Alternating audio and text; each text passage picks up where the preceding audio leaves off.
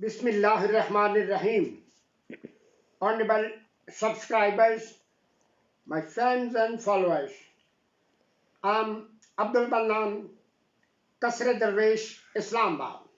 अस्सलाम वालेकुम। हम पिछले कुछ अरसा से तमाम मुल्क में एक कोशिश कर रहे हैं मिलजुल के कि आइंदा नस्लों के लिए वो कुछ करके जाएं ताकि आइंदा नस्लों को एक रोशनी और गाइडलाइन नजर आए। बेशुमार लोगों से मुलाकात भी हो चुकी है। आज का हमारा जो टॉपिक है द स्टोरी ऑफ लेजेंड्स, लेकिन मैं ये समझता हूँ कि द स्टोरी ऑफ लेजेंड्स का लफ्ज जो शख्सियत इस वक्त हमारे पास मौजूद है वो उनके लेवल से बहुत नीचे है। बहरहाल ये जो मेरे दोस्त बेटे जो भी मेरे पास तशरीफ़ रखते हैं, आप भी देख रहे हैं, तनवीर अहमद इनका नाम है। तकरीबन 25-30 साल पहले इनके बारे में मुझे मालूमात मिली कि ये बीएससी टेक्सटाइल इंजीनियरिंग का कोर्स कर रहे थे, तो कोई वजह बनी तो इनकी नज़र तकरीबन ना होने के बराबर रह गई। उसके बाद अल्लाह ताला ने इनका हमारा राब्ता किया। कहानी इतनी लंबी है कि अब कोशिश हम ये करेंगे कि इनका तारुफ आज हो जाए। अब ये क्या कर रहे हैं, सब कुछ सही फराज पर इतना ज़रूर है, सब कुछ सही फराज पर इतना ज़रूर है। दुनिया में ऐसे लोग बहुत कम हैं दोस्तों, लेकिन मैं ये कहते हुए फख्र महसूस करता हूँ कि ऐसा शायद ही कोई दुनिया में हो जैसे ये तनवीर अहमद आपके सामने। एक शख्स पैदाइशी माजूर हो, शुरू का माजूर हो, ब्लाइंड हो, डिसेबल हो, वो खुद ब खुद अपने आप को हालात के मुताबिक एडजस्ट कर लेता है। बाद में एक शख्स का पढ़ा लिखा होना, अच्छे ख़ानदान का होना और वो अचानक डिसेबिलिटी का शिकार हो जाए, इससे बड़ी ट्रेजेडी दुनिया में कोई नहीं होती। तो सबसे पहले हम बात शुरू करेंगे। तनवीर बेटा, अस्सलाम वालेकुम। जी वालेकुम अस्सलाम।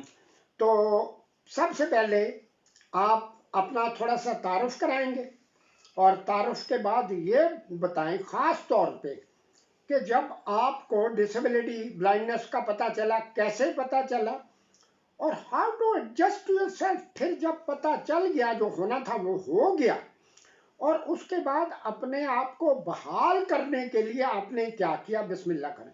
जी, पाकिस्तान का पहला लाइसेंस VI-23 आर्चर हूँ और वर्ल्ड आर्चरी का लाइसेंस जिसको मिला पहला पाकिस्तान का बल्कि एशिया का पहला ब्लाइंड एथलीट हूँ, ब्लाइंड आर्चर हूँ जिसको कि आर्चरी का लाइसेंस इशू किया गया। और अल्हम्दुलिल्लाह पायनियर एथलीट हूँ एशिया का, जो कि वर्ल्ड चैम्पियनशिप में जिसने पार्टिसिपेशन की।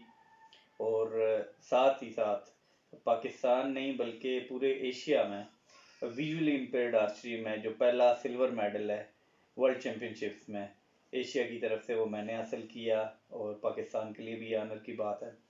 Then last but not the least, recent event की बात करूं तो 2022 में Andorra international open for VI archery में एक अनोखा किस्म का रिकॉर्ड कह सकते हैं कि मैंने एक ही इवेंट में 3 मेडल्स हासिल किए, जिसमें दुनिया की हिस्ट्री का पहला जो मिक्स टीम का टाइटल था वो पाकिस्तान के नाम हुआ। मेरे साथ मेरी जो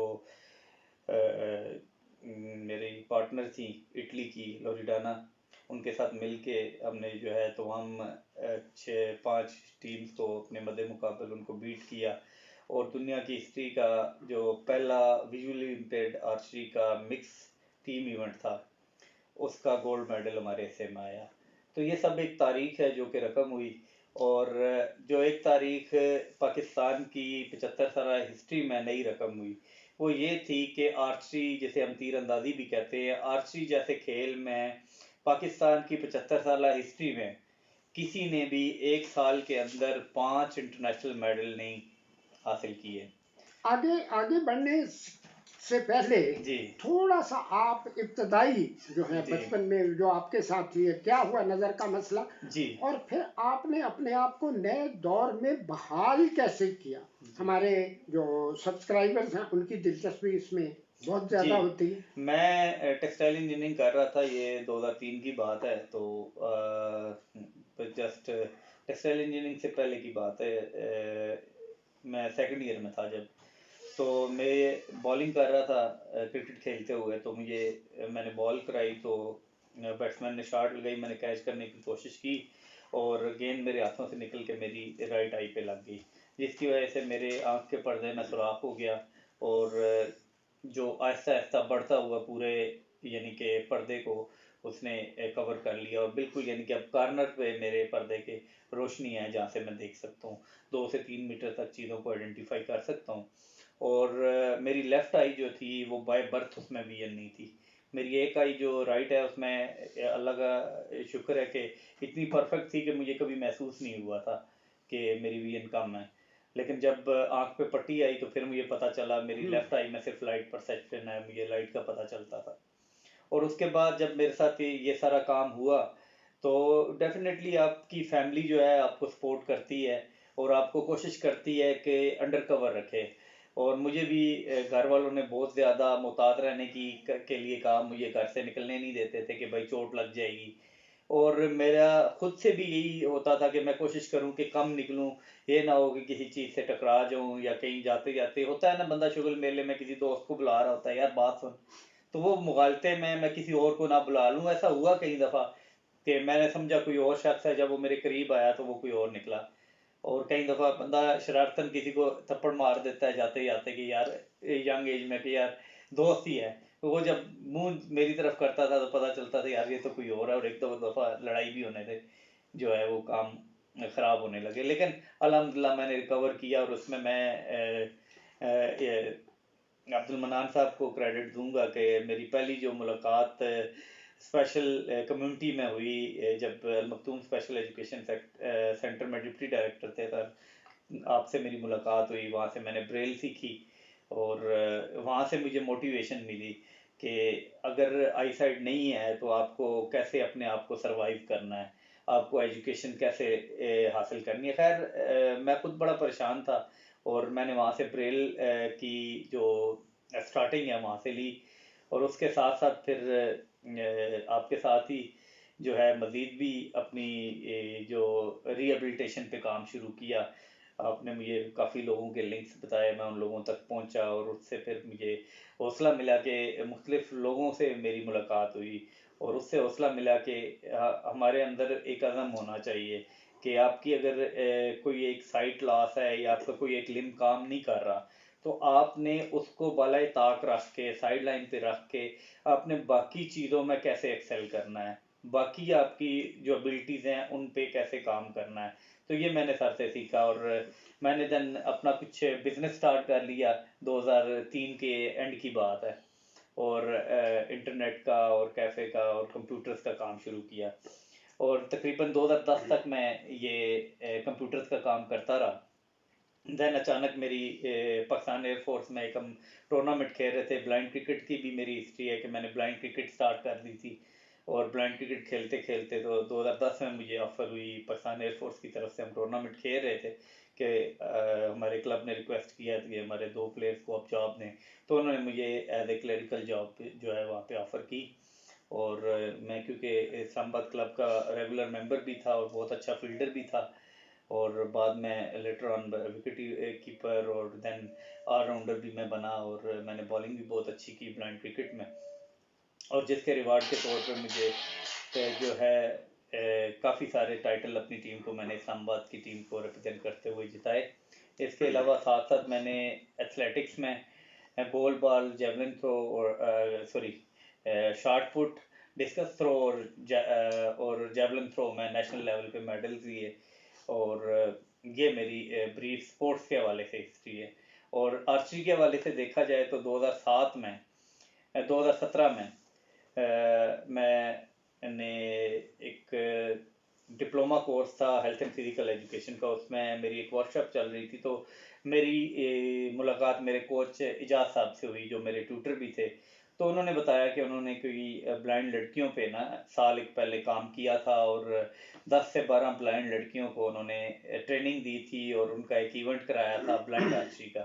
तो मेरा बड़ा इंटरेस्ट डेवलप हुआ कि मैं क्यों नहीं इस गेम को खेल सकता आर्चरी। तो मैं उनके पीछे पड़ गया और मैंने उन्हें कहा कि मैंने ये गेम खेलनी है। तो उन्होंने एक दो दफ़ा उनको मैंने कहा, तो वो रिलक्टेंस से शो की कि भाई ये आए, एक दो दफ़ा पूछ रहा है, शायद ये वैसे ही चला जाएगा, दोबारा नहीं पूछेगा। मैं मुसलसल कोई 8-9 माह तक उनके पीछे लगा रहा कि मुझे सिखाएं, और आखिर एक दिन उन्होंने आया और उन्होंने मुझे कहा कि आप आ जाएं कल स्पोर्ट्स कम्प्लेक्स लेकर बाग। तो देन वहाँ पे ट्रेनिंग शुरू की, हमने सामान खुद से खरीदा, और उनके पास कुछ बोस थी, क्योंकि मेरा इंटरेस्ट कुछ ज़्यादा डेवलप हो गया था, और मैं चाहता था कि इस गेम को खेलूं। मैंने सर्च किया कि इंटरनेशनली कितने लोग जो हैं इस गेम को खेल रहे हैं। तो उस वक्त कोई 25-26 लोग थे जो इसको गेम को पूरी दुनिया में खेल रहे थे। तो वहाँ से मैंने ट्रेनिंग शुरू कर दी, और अल्हम्दुलिल्लाह 2022 में हमें पहली दफ़ा जो है खुद जाके वर्ल्ड चैम्पियनशिप में पार्टिसिपेशन का मौका मिला। लेकिन 2017 से लेके 2022 तक मैंने Endeavour games USA university of Oklahoma arrange करती है, मुसलसल 2 साल खेली। एक साल मैंने उसमें सिल्वर मेडल लिया, और दूसरे साल 2022 में मैंने उसमें गोल्ड मेडल लिया। इटली इंटरनेशनल इवेंट, क्योंकि कोविड का दिन था, तो उन दिनों सारे इवेंट्स जो थे इंटरनेशनल वो ऑनलाइन हो रहे थे। इटली इंटरनेशनल इवेंट हुआ नेवर गिव अप के नाम से इटली में ना, तो उसमें भी मेरा गोल्ड मेडल था। इसी तरह आइसोलेशन शूट बेल्जियम में होती है, तो उसमें मैंने लगातार कोई वर्ल्ड चैंपियंस में तकरीबन 3 गोल्ड मेडल उसमें लिए, और ओवरऑल टोटल यानी कि इंटरनेशनल मेडल इस वक्त आप देखें कि ऑनलाइन और दूसरे मिला के 16 के करीब इंटरनेशनल मेडल मेरे पास हैं, और नेशनल लेवल पे ऑलमोस्ट जो है तकरीबन 12 मेडल मैंने लिए हुए हैं पिछले और 3। कारीन को ये बात बतानी चाहिए कि इंशाल्लाह जल्द ही वो मेडल वगैरह आप हमारे सामने, हमारे कारीन के सामने लाएंगे, दिखाएंगे, ताकि बात वो ही है कि जब तक माशरा देखेगा नहीं, माशरे का एटीट्यूड जो है, एटीट्यूड ऑफ द सोसाइटी, वो तो तब्दील तो नहीं होगा। और फिर ये भी एक बात होती है कि सब कुछ करने के बावजूद कुछ लोगों का मुकद्दर, वो मुकद्दर के सिकंदर होते, उनको तो बहुत पजीराई मिल जाती, और जिन्होंने मेहनत की होती उनको कोई पूछता नहीं है। दुनिया का एक निज़ाम है, एक निज़ाम कायनात है। तो इसके बाद बेटा जब एजुकेशन हो गई जी आपकी, और जॉब का भी मसला हल हो गया, जी नेक्स्ट स्टेप था घर बसाना। जी क्या आपकी शादी हुई? अगर हुई तो कैसे हुई, या क्या हुआ? जी आपकी वाइफ हैं, बच्चे जी हैं, जी ये बताएं। 2010 में मेरी मैं रिश्ता अज़दवाज से मुंसलिक हुआ, और अरेंज मैरिज थी, और कुछ मेरी पसंद भी बीच में शामिल थी। मुझे घर वालों ने लड़की दिखाई, और इस तरीके से घर बसाया अपना। अल्हम्दुलिल्लाह 2015 में मेरी शादी हुई, और 2016 में मेरी जो है बेटी की पैदाइश हुई, और अल्लाह का शुक्र है मेरी एक बेटी भी है जो कि अब 6 साल की है, और बड़ा अच्छी लाइफ गुजार रहे हैं हम। और बहुत मेरी जो वाइफ हैं वो जब मेरे से शादी हुई उनकी तो अल्मा का कोर्स कर रही थी, और अच्छा हेल्दी लाइफ स्टाइल है हमारा। हम अच्छे तरीके से एक दूसरे को समझ रहे हैं, और माशाल्लाह अब मेरी बेटी भी है, बड़ी शरारती सी है।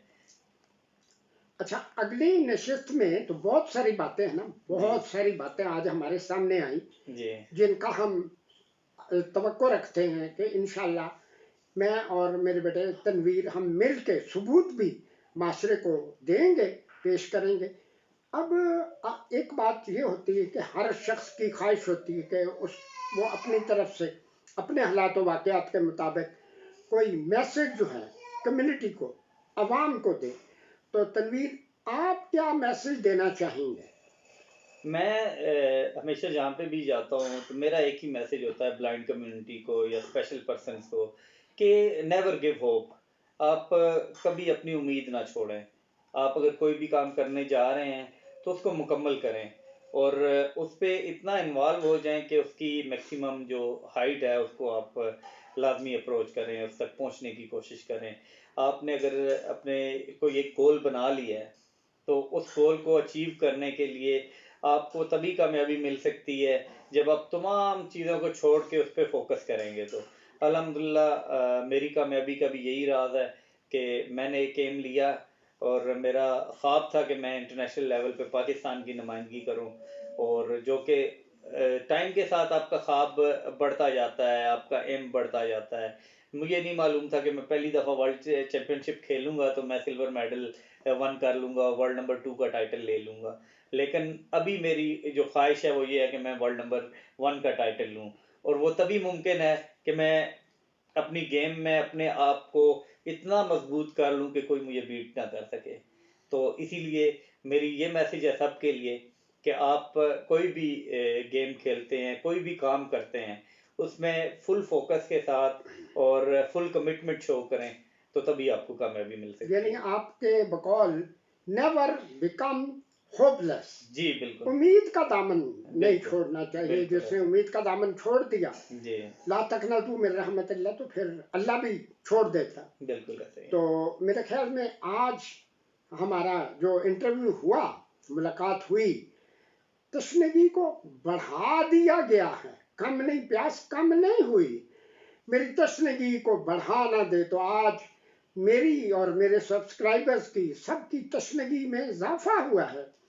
तो जल्द अज जल्द तनवीर बेटे आप कोशिश करें जी कि जी अपने मेडल वगैरह जो कुछ भी प्रैक्टिकल प्रूफ, सही और होगा। फिर गेम्स के हवाले से एक तफसीली जी इंटरव्यू जो है वो सही होगा। आपका रिकॉर्ड होगा। जी और जी हमारे सब्सक्राइबर्स हजरात जो हैं या फॉलोअर्स हैं जो भी हैं, वो इनसे डायरेक्ट रब्ता करें, पूछें, देखें ये क्या सिखा रहे हैं कि तो आर्चरी क्या है। आर्चरी तीरंदाजी, ये तो मुझे ही पता था, लेकिन वो तीरंदाजी ब्लाइंड के लिए क्या होता, कैसे ब्लाइंड तीरंदाजी करते हैं, निशानाबाजी करते हैं, शूटिंग कह लें, जो भी कह लें, लेकिन ये तो मुझे पता आर्चरी है।